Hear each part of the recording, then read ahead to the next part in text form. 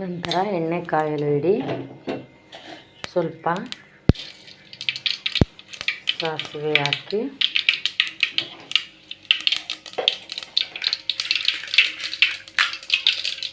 ನಂತರ ಹೆಚ್ಚಿದ ಈರುಳ್ಳಿ, ಟೊಮೊಟೊ, ಹಸಿಮೆಣಸಿನಕಾಯಿ, ಒಗ್ಗರಣೆಗೆ ಕಡಲೆಬೇಳೆ, ಜೀರಿಗೆ ಹಾಕಿ, ಕರಿಬೇವು ಹಾಕಿ ಒಗ್ಗರಣೆ ಮಾಡಿಕೊಳ್ಳಿ.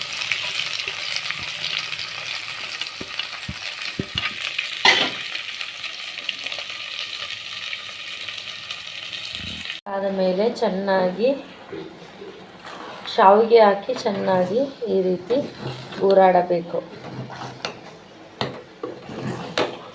ನಂತರ ಅದನ್ನು ಸ್ವಲ್ಪ ಬೇಯಲು ಬಿಡಬೇಕು.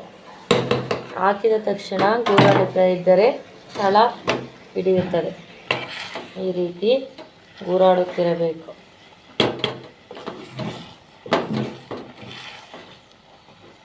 ಉಪ್ಪು ಖಾರ ಹುಳಿ ನೋಡಿ ಚೆನ್ನಾಗಿ ಗೂರಾಡಿ ಬೇಯಲು ಬಿಡಿ. ಶಾವಿಗೆ ಉಪ್ಪಿಟ್ಟು, ಶಾವಿಗೆ ಉಪ್ಮಾ ಸವಿಯಲು ಸಿದ್ಧ.